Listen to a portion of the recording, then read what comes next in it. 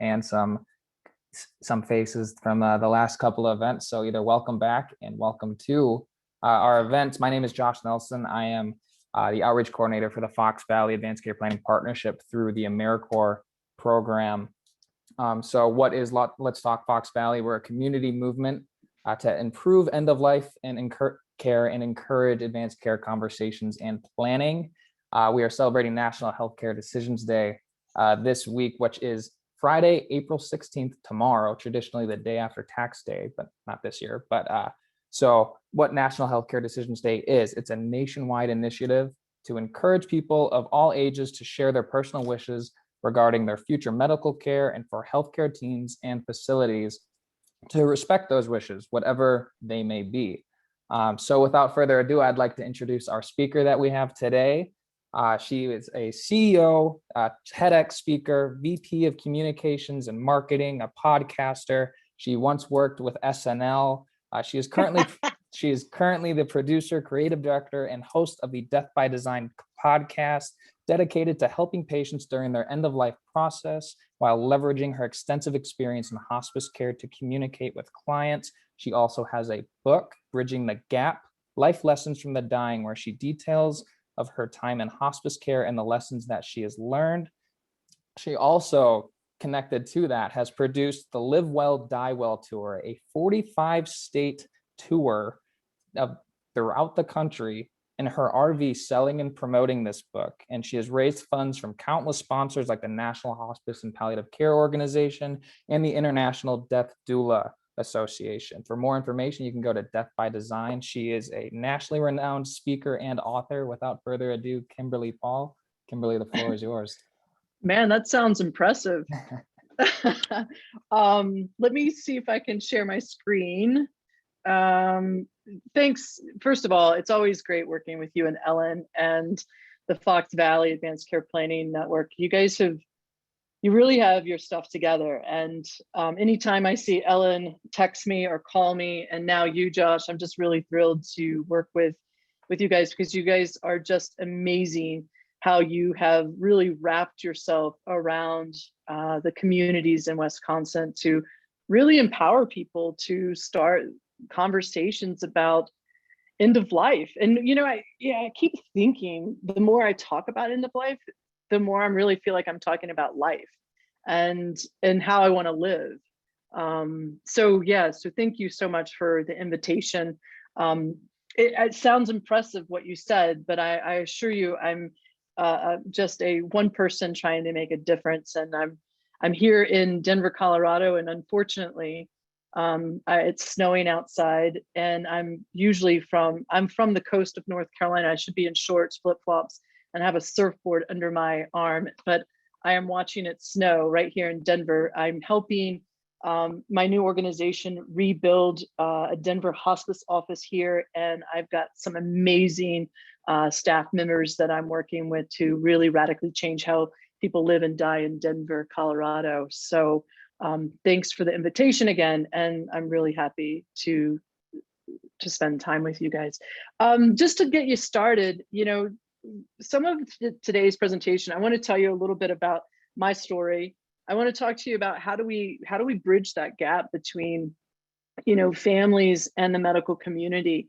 And I never really thought of myself as an expert in end of life. I've just thought of myself as a creative, and how do we put color into dark and messy, chaotic subjects and normalize those things. And so I want to share a little bit of research that Dr. Christopher Carr in upstate New York is doing, because it really is interesting. And after talking with him, what his research showed me, it really lessened my own fear of my own death. And then I wanted to talk a little bit about how individually, whether you're a doctor, nurse, or just a community member, or someone who is educating people about end of life, how do we reclaim our own voice when it comes to designing how we live to how we die? And I want to start off by telling you a really simple story about how I first started in hospice. You know, I have to concede, I was not, I never really wanted to be in healthcare or hospice. And I remember approaching the hospice organization and I called it hospice. That's how unfamiliar I was. So I just wanted to tell you that you probably know more about end of life than I did in the very beginning of my days. And I wanted to share with you the first day I spent working for a hospice organization. And it's really interesting because it's so reflective even still today. And I was asked to shadow a chaplain, and he really kind of got me in his car and he says, look, I know you're new. Just follow my lead and don't say anything. And because I was thinking in my mind, I was like, oh my gosh, I'm going to see a person that's facing end of life and they're going to bestow so much wisdom on me. And I'm going to like just soak it up as a sponge. This is going to radically change my life. And he was just like, yeah, just follow my lead. And I was like, all right. I don't know much anyway. I'm just learning how to pronounce hospice, hospice. So I'm good. I can sit there and just follow you. Well, when we arrived at the patient's house, before we even barely got out of the car, it seemed like 4 or 5 people were running through the screen door and met us on the front lawn. And I was a little taken back and a little surprised. And I was like, whoa, what is going on? And the children said, look, do not tell our mother that she is dying. She wouldn't be able to handle it. And for the first time, I'm like, but we're hospice. That's what we do. But Jim, of course, being a seasoned chaplain, he was like, no worries. We're just here to talk to your mom and she'll lead the conversation. And so I guess that reassured the children, and we got in and we sat by the bedside, and this lady, she was a firecracker. I still hear her northern accent, and she says, shut the door. So I went over there and shut the door, and I sat beside Jim, and we were close to the bed, and she said, before you get all Jesus on me, I want to tell you something. And I'm like, oh, here's the wisdom. Come on, give it to me. I'm like, I wish I had a journal. I was going to write it down. She goes, I really, really want to share something with you. And she goes, can you lean in a little bit? And we leaned in, and she goes, a little bit closer. And we leaned in, and she said, do not tell my children that I'm dying. They could not handle it. And I was like, what's going on here? Because here the patient knows that she's dying, and here the children know that she's facing end of life. And there's this huge gap that could be this like really beautiful like arrangement and so many cool conversations, because she was definitely comfortable with her death. She just didn't want her children to know that she was dying, because she thought that she was preventing something from them suffering, knowing that her impending death. When it was interesting how in reverse, if they were in the same room, some really cool conversations could have come. Someone asked me the other day, like, did they actually talk to one another? And I don't know. I mean, I was a good newbie. I just sat there and listened, but I do remember driving away in the car thinking, what have I signed up to do? And what have I signed up to educate people on? I've signed up to educate people on something they don't want nothing to do with. And I was like, this is going to be the shortest career of my life. And it's become the longest. I'm now in my 22nd year of working in hospice and palliative care and dabbling and promoting death doulas, and just really trying to inspire people to reclaim their voice and also show a different point of view.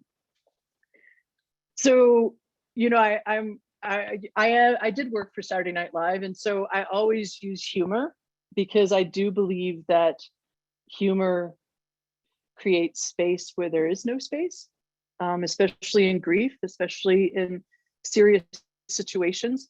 And so it really has helped me to put my own arms around my own mortality, my father's mortality, the people I love, their mortality. And so I jokingly say that, the government has done an extensive study and has spent millions of dollars conducting research on death and dying. And all the results came back was that, yeah, it is 100% true that none of us will be or live through death, that 100% of us will die one day. The interesting thing is that is a fact, but where and how we die is debatable and is the loophole. And so how do we play a role in that? And throughout my 22 years, based on that story you just heard with the family, I've seen patterns that people avoid these hard conversations that could really open up and have some meaningful connection. But I also have seen providers and patients not have these hard conversations. And I think I'm on a mission to, how do I change that? How do we change that? And the true question is how do we bridge that gap between the individual's desires and the medical community to enhance our quality of life throughout until that last moment? We must recognize that even the dying are living. And I think people forget that. And I assure you, being back in the hospice world, the dying are very much living, and they're still teaching me ways to improve my own life. So I want to talk to you a little bit about point of view, because I think sometimes it's hard for us to really change our point of view, to see other individuals and their role and their own point of view in when it comes to advanced care planning, and when it comes to not having it, and for when you do have it. And I think it's really important to see everybody's perspective, because if we want to bridge this, we have to understand where the other person is coming from. And I believe that when we don't have our advanced directives, which is the paperwork, but if we don't follow this advanced care planning process, and it is a process, when we don't do that, I think everyone involved suffers. Family, the patient, as well as the providers that could advocate for us.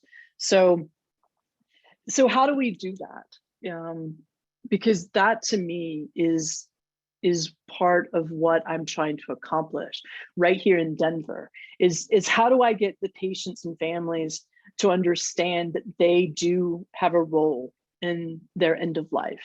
And how do I get the medical community to take off the white jacket and the stethoscopes when someone is facing end of life and become a human being, and ask them, what is the most important thing from this moment forward? Because sometimes patients and families will surprise us that it's not actually living through a terminal diagnosis, it's being with those that matter most and making that happen. And I'm somewhat sad today because we had a patient just today with cancer, with mets all over his body, and he wants to see his granddaughter become an adult, and he wants to continue aggressive treatment. And what we must understand is that he will die, and he most likely will never see his granddaughter become an adult in this physical form. But there are ways that we need to be transparent and be fully truthful about the outcome. Because no matter if this gentleman is taking treatment or not, his death is close at hand. And my one question is, does he know that? And if he knew that, would decisions be different? So I really do believe that conversations as well as outcomes need to be discussed completely.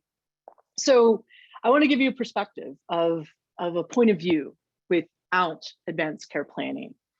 And I really hope that this inspires you to make sure that if anyone is cranky in your family and is like a know-it-all in your family, that you include them in this conversation, because I have seen so many people who have done their advanced care planning and filled out their advanced directives, and the family member from, let's just say California, comes in and changes all the plans because of this simple emotion called guilt.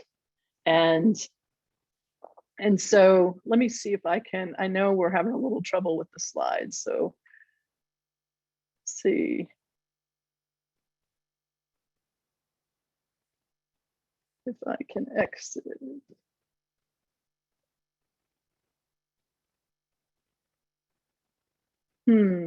How's that?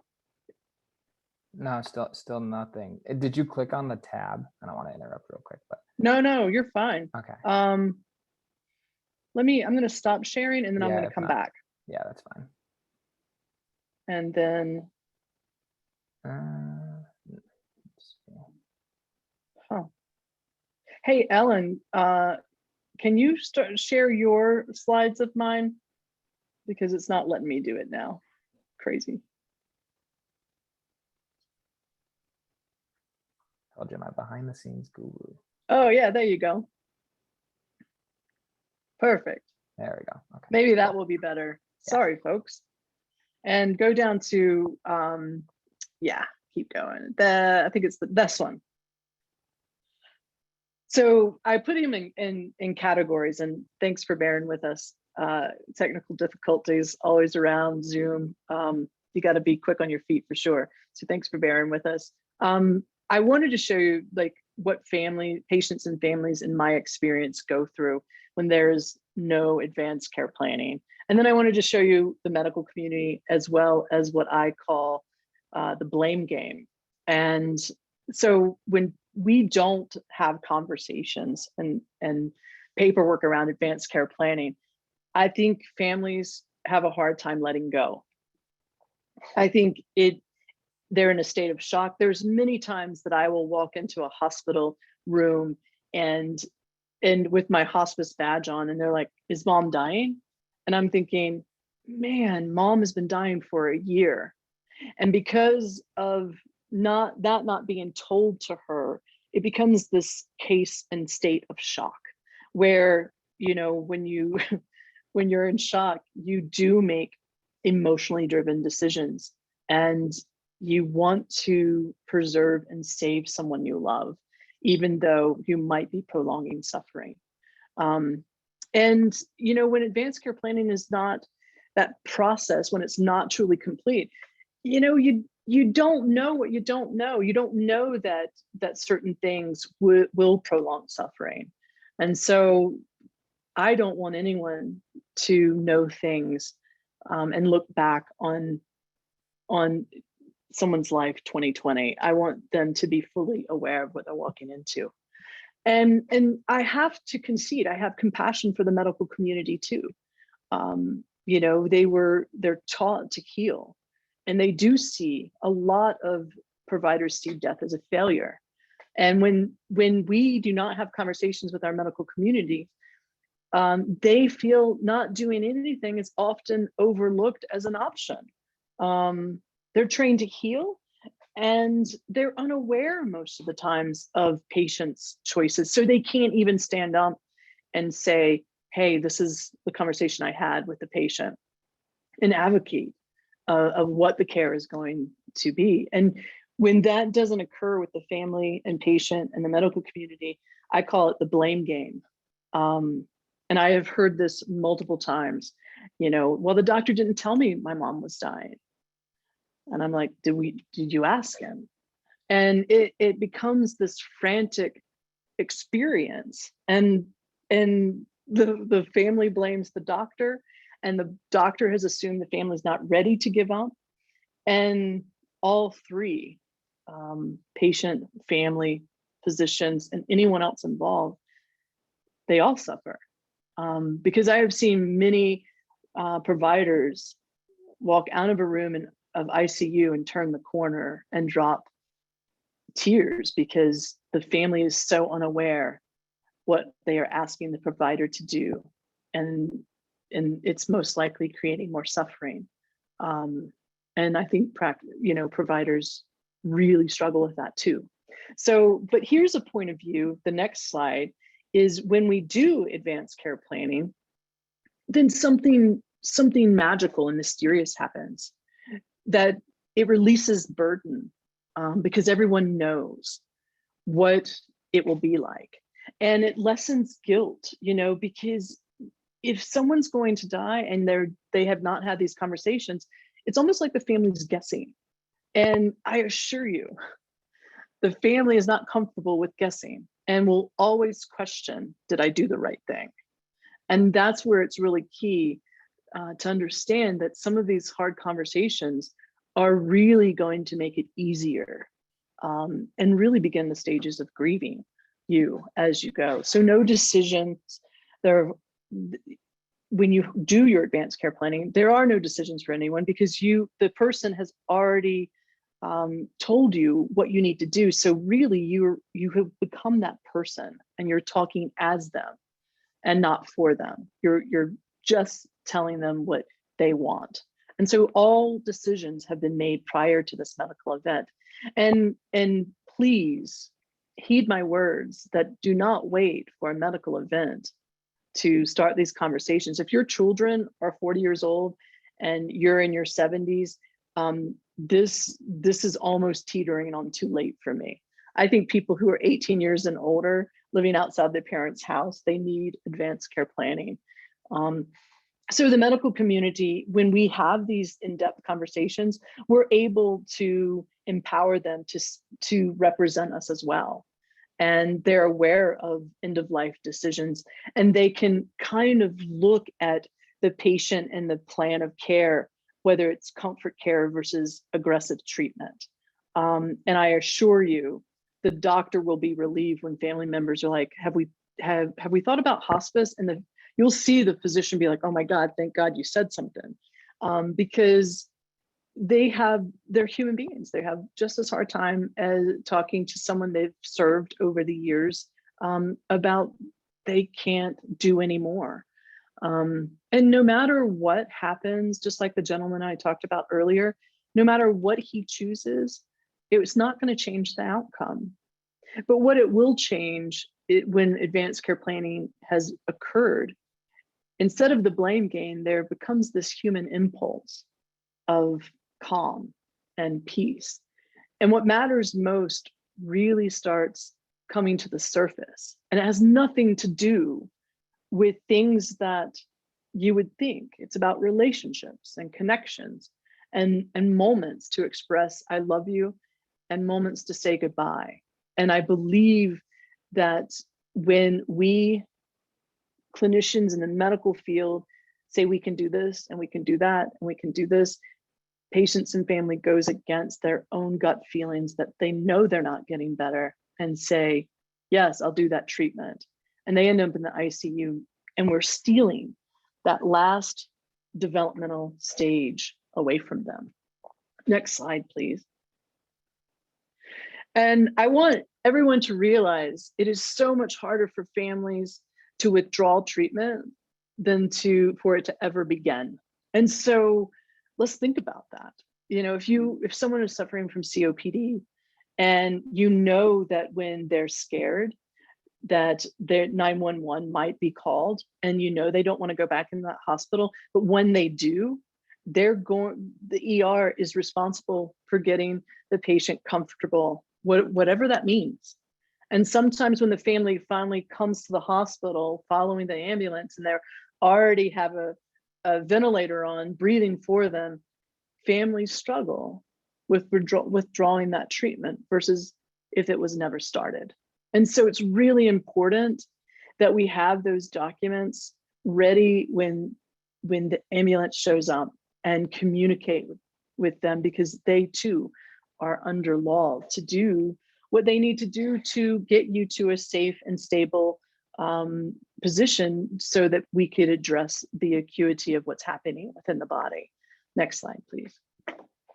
So here's the big leap, which is it's really baffling to me that people say one thing and then they don't do another to back and support that. Maybe that's just human beings, but I don't want to be part of that.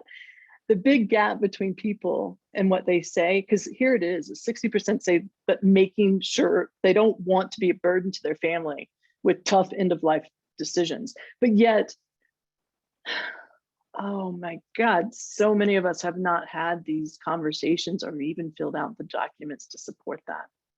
And I do want to go even a little further, because I think you can design some things around your death that can become invitations for people to participate when they do not know what to do. And it doesn't have anything to do with casseroles or food. So next slide, please. So this is a cool quote I was thinking of as I was preparing to do this presentation. And, you know, everyone is fearful of death, or maybe I should lean back on what patients have told me, that they don't fear death, they fear suffering. But I do feel that fear does not stop death, it stops living and life. And it's a different perspective because, you know, sitting here the other night, going through my own little trauma this week with my dog, and I was wondering, do I have it backwards? Is birth the ending and death the beginning? I don't know, but it brought me peace to even think that maybe I have it wrong. Maybe I have it backwards. Something to think about. Next slide, please. So here it is like, how do we put color in this dark subject? Because that's what I want to do. And the conversation, how do we begin the conversation? There's things out there that are brilliant and far more superior than myself and my friends have created what is called the death deck. And I know that you might chuckle about that, but this is a comedian who lost her husband in hospice and a hospice social worker who served them. And they got together to create a really humorous, but also thought-provoking deck of cards that really are beginning conversations that matter. Because even when I do this with friends and families, they're like, I didn't know that. And it's little things, it's the minutia, the details, it's in the details when things become important, right?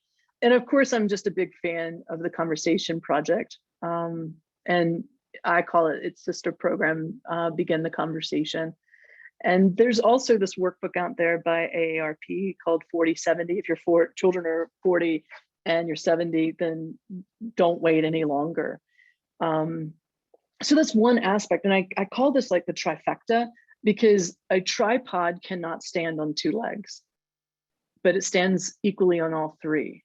And so conversation is one of those legs, and the paperwork to support that conversation is a vital part of that. And I'm not talking about a will, I'm talking about a living will and a healthcare power of attorney. And I know that some states call it agent or proxy, the most pulse form that can really help your physician engage in a more in-depth conversation than a living will. I call it, it's a magic form to me, because it really goes in a little bit more in depth of what you might want for a little while and what not to do. Do not resuscitate. Everybody knows the golden rod, and maybe we don't, but me in healthcare, it's called a DNR. This is when, if I stop breathing and my heart stops, please let me go. Do not do heroic efforts. And a lot of our hospice patients have those in their house, but you don't have to have one to be a hospice patient. So, and then there's this other really cool tool called 5 Wishes that has really been a proactive way to begin the conversation. But my favorite part is, how do we put the color in there? And I call that design. And I use this example because it's totally me. And I love fresh flowers, tulips and daisies, love them. But I am not going to spend the money every day for fresh flowers, because you know why? Because they die. and I only get to enjoy them for a little amount of time. But think about it this way. If I was on my deathbed and all my friends knew how much I loved daisies and tulips, I think they would trip over each other, making sure that every day I had fresh flowers in my house or where I was residing. And it's a way for an invitation for people to do something that they know that means a lot to you. And I mean, even music. I mean, music has been such a huge part of my personality and my life. And I mean, to the point that I mean, I don't care if COVID vaccine had bleach in it, just shoot me up, bring back live music. What can I do to get back what it's like to be in a venue and connect through music? And so even my playlist, who do I like and why do I like them? And it's like, how do we put your personality and the color into this journey? And of course, other options are, funeral prior to your death, because, why are you going to have a party without me? It's the one time I could eat the fried chicken, knowing that I'm truly from the South and not Denver, Colorado. But planning your own celebration, and seeing people prior to those last months of, prior to your death. This is what puts color in it. This is what makes it exciting. Writing your obituary. Someone sent me an obituary the other day, and it was so funny and so comical. It had her like 8th grade picture instead of kind of the picture that you normally see. It was because that's what she wants to be remembered as. And I thought it was brilliant, absolutely brilliant. And then, you have choices about what services to involve, whether it's palliative care, hospice, death doula services, inviting people in way before anything occurs to create relationships. And take it from me, some of those relationships I've had with hospice and dying patients have been very, very in-depth, and have changed me forever. Next slide, please. So this is the tripod, is the conversation, the paperwork, and designing your end of life. And I believe wholeheartedly that one will not work without the other. And please don't miss a step, because the conversation is important, the paperwork is just as important, but also adding your personality into how you lived. Oh man, it's going to help people really celebrate who you are. Next slide, please. So how do I inspire you to think differently? And what would it take to lessen your fear? So I mentioned earlier to Ellen and Josh about Dr. Christopher Carr, and he's a physician in upstate New York that has done a really in-depth clinical study published in JAMA. And he was experiencing that people were having full-blown conversations, days, weeks, moments prior to their death, to loved ones that were no longer physically present. And, I'm no guru, woo-woo kind of person. I got to see it to believe it kind of thing. But what was amazing is that they did document this, and I did see it. And I remember being told this couple had been married for, 68 years, but they had lost a son when he was in his early teenage, 12, 13 years old. And the husband was by the bedside and was like, honey, please don't leave me. And then she started having a conversation with the son that they lost. And suddenly, for some reason, which I totally get it, the husband felt this overwhelming peace that his wife and his son would be together again. And suddenly I found, listening to the story, like, who will I talk to? Or who will I see? And it almost, and maybe it did, make me think and look forward to some conversations that I long for. And so another interesting fact is that the provider and the medical community kind of poo-pooed this study, but the community at large embraced it. It was amazing how well they embraced it, because I think it did lessen some of the fear that people experience. Next slide, please. So this is just a really quick slide because I really want you to be in the driver's seat and recognize that you are the driver, because we can't control when we die. But maybe we can have an impact on how and where we die. And I do believe that advanced care planning and the documents called advanced directives can be a stepping stone toward that. And that's why I'm so in love with helping people understand the vital importance of what advanced care planning can do.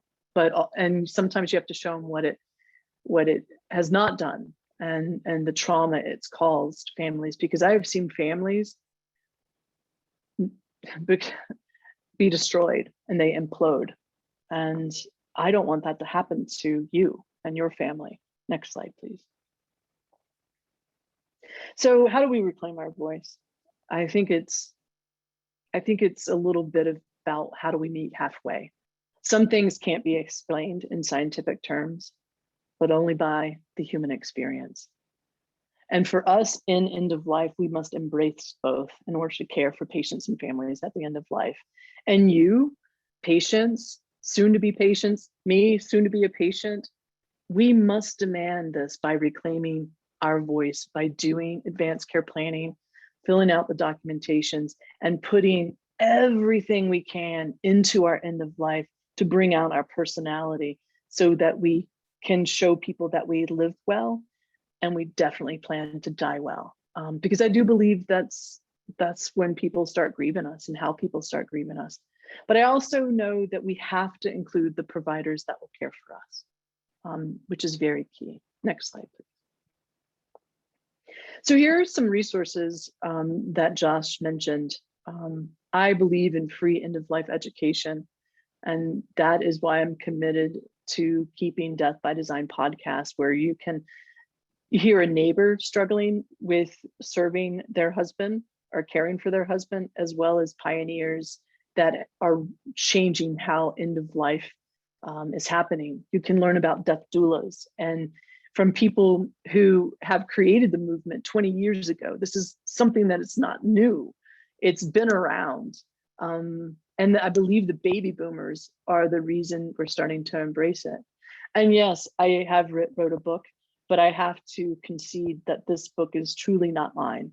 I am telling the stories of individuals who died during my years at hospice, who just totally changed how I live and how I plan to die. So it's really me sharing their stories. And then I work with Gabby, a hospice nurse in California, and we do this webinar at the bedside where we try to bring everyone to the bedside to get a glimpse, and hoping that by sharing these stories, it will change how perhaps people view their own death. And the new project that I'm working on is called Why Wait? And it's going to be a pod docu-series. And we'll be talking about me making my own casket and how do we really bring those with a serious illness to the forefront to be our teachers and how we live. So please feel free to access Death by Design. It's commercial free. We're heading into our 4th season. So please take advantage and use it and send it, do whatever you want with it. It's my love project that I'm giving back to the field that has made me who I am. So next slide, please. And so I'll leave you with this. One of the greatest lessons I've learned at the bedside is that time is measured differently at the end of life. And perhaps we can change it to not only be at the end of life, but while we're living. But the dying have taught me that time is not measured by length. It is absolutely measured by depth. And when I was doing my book tour, I experienced more individuals facing death that were fully embracing the living moment. And yet I saw those with not any diagnosis or chronic illness that we're slowly dying every day. And I don't want that. How do we live like we're dying? Because somewhere on my body, there is an expiration date. I assure you. Next slide, please. So this is me. You can get in touch with me. I hand out my phone number. I really, my mission is to be present. If you want to send me something in the mail, I love snail mail and love receiving it. But I hope that some of what I've shared today has inspired you to move through this process. And I just am so grateful to be a part of Fox Valley and this partnership. And I see Josh and Ellen as my colleagues, and I'm just really fortunate to end this week. And I do want to remind you guys that before I take questions, that this has been a whole week with amazing individuals, and we're recording this and you can go back to it. And this is a great time to like cut and paste the links and send them to your kids and not say anything. Just let them be like, why is my mom sending me stuff about end of life? And, you know, play with the humor a little bit, because when we're not sick, gosh, it's a perfect opportunity to have these really hard conversations and allow humor to play a role in them. So I guess I'm going to send it back to you, Josh. And if we have any questions, I'm happy to answer them. I know that I'm gone over just a little bit, and I apologize for that. It's okay. No, it is totally okay. That was wonderful. We do have one question. We'll wrap up after this one. How about that? Sure. So let's see. Thanks, Ellen Vanna White, whoever was doing my slideshow. Yeah, she's incredible. Okay, so the question is, since the medical system is in control of the, in quotations, access to hospice, what suggestions do you have to empower family members to gain knowledge earlier in the loved one's life and illness about hospice benefits and options? Well, you know, I think I don't think the medical community you don't need them to make a referral to hospice. You can pick up the phone and call and say, I want my mom to have hospice, or my husband or my sister, and the hospice organization will work with you and navigate what I call, you know, a disease management run system called healthcare. So that's what I really, by reclaiming your voice, is you taking absolutely control and calling. And I even say now, interview hospices in your area. Why wait? You know, why not learn more? And if you really want to know a lot about hospice, is become a volunteer. It's such an education and it's really educating you about what you want. So yes, do you need a two physicians to sign off on a hospice referral? Yes, but let the hospice organization help you with that.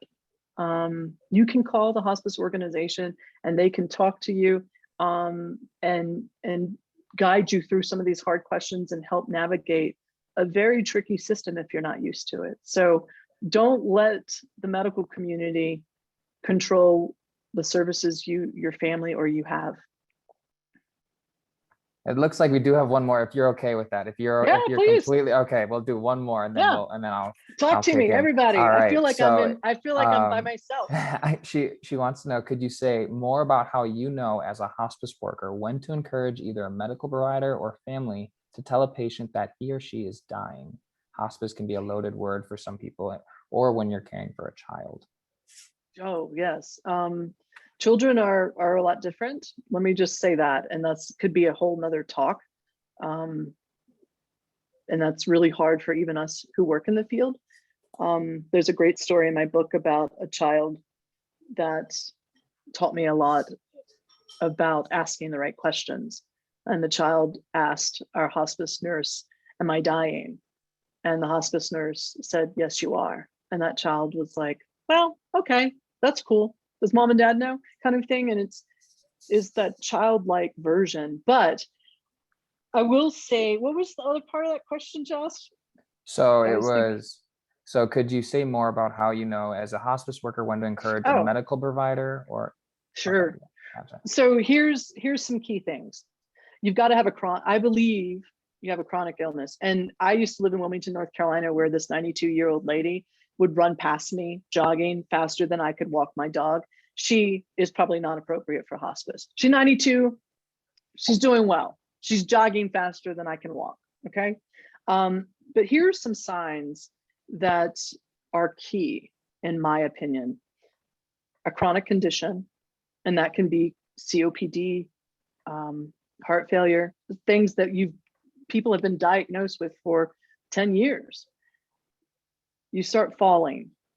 Your individual starts not being steady on the feet. There's something going on. And if you've had 2 hospitalizations within like a 45-day period, those are the 3 human signs that something is happening, that the body is shutting down, and that and it can be misleading, but these are the things that I've seen very consistently in people who are like, what is a hospice patient? My boyfriend, Rob, he was with the FBI, going down a building in February 2000. And May 7th, he died. Do not get fooled that hospice patients can't have conversations. Hospice patients are having conversations. I had a conversation with a patient with my local hospice right here in Denver, and she was talking to me, and 2 weeks later, she was dead. She died. And so don't let the signs mislead you. There's something called twilight too, that when you are on hospice and suddenly they get this energy and they're like, don't need their oxygen, and they're just having these really robust conversations, and you're like, mom's getting better, and yet she dies within the next 24 hours. Be grateful for that twilight moment. It happened with my grandmother, and it's an amazing experience. But yeah, the signs, chronic illness, start falling, and my grandmother would say, well, I fell, I tripped over something and broke her arm. She just lost her steps and fell, and then hospitalization, not pinpointing something. And so those are the 3 signs that if you have someone with those elements, I do think it would be wise to engage palliative care as well as hospice, to do an evaluation. Now, I was raised by hospice nurses, but I am not a nurse or a physician.